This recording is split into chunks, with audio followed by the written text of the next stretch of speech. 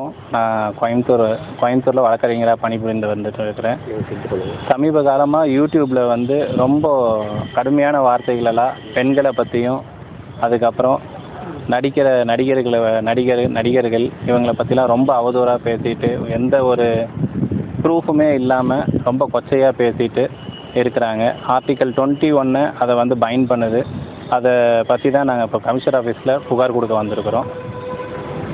இல்லை, பல யூடியூப்புங்க, real one சொல்லிட்டு ஒன்று இருக்குது, ஜாலி ஒன்றுன்னு ஒன்று இருக்குங்க, அதுக்கப்புறம் கிங்ஸ்வுட் நியூஸ்ன்னு ஒன்று இருக்குது, மெயினாக பைல்வான் ரங்கநாதன், அதுக்கப்புறம் பாண்டின்னு ஒருத்தர் இருக்கிறாரு, அதுக்கப்புறம் குட்டிமான்னு ஒருத்தங்க இருக்கிறாங்க. இந்த மாதிரி ரொம்ப சமூகத்தில் வந்து ரொம்ப கடுமையாக எல்லாருமே வந்து ஏதாவது ஒன்று செய்யணும்னு நினைக்கிறாங்க, ஆனால் செய்ய முடியல. குழந்தைங்கள் முதல் கொண்டு இப்போ வந்து இந்த மாதிரி வீடியோலெலாம் பார்த்துட்ருக்குறாங்க. எந்த ஒரு ப்ரூஃபுமே இல்லாமல் ரொம்ப தகாத வார்த்தைகள் எல்லாம் பேசிகிட்டு இருக்கிறாங்க. அது ரொம்ப கஷ்டமாக இருக்குது மனசுக்கு.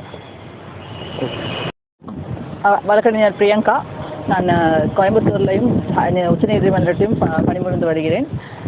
இப்போ பார்த்தீங்கன்னா, இந்த சார் சொன்ன மாதிரி யூடியூப்பில் வந்துட்டு ரொம்ப கொச்சையாக பெண்களை பற்றி பேசுகிறாங்க. பெண்கள் சமூகம் இப்போ தான் வளர்ந்து வெளியே வரும்போதும், ஒரு சினிமா துறையாகட்டும், இல்லை ஜென்ரலாக ஒரு பெண் வெளியே வரும்போதும் இப்படி பேசும்போது அவங்களுக்கு உண்டான கான்ஃபிடென்ஸ் அடிப்படுது.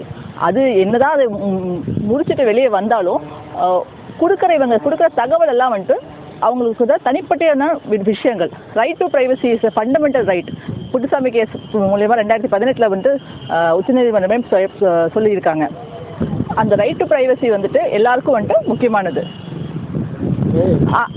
அதன் அடிப்படையில் இவங்க வந்துட்டு இப்படி பெண்களை பற்றி பேசுறதும், பெண்களை கொச்சப்படுத்தி பேசுறதும் சமூகத்துக்கு நல்லதில்லை. அடுத்த ஜென்ரேஷன் அதை பார்த்து தான் வளர்றாங்க. ஒரு குழந்தை உட்பட அந்த ஃபோன் நோண்டுறாங்க, பார்க்குறாங்க, என்ன நடக்குதுன்னு பார்க்குறாங்க. அதனால அந்த குழந்தைகள் ரொம்ப நெகட்டிவாக இன்ஃப்ளூயன்ஸ் ஆகிறதுக்கு வாய்ப்புகள் ரொம்ப ஜாஸ்தியாக இருக்குது.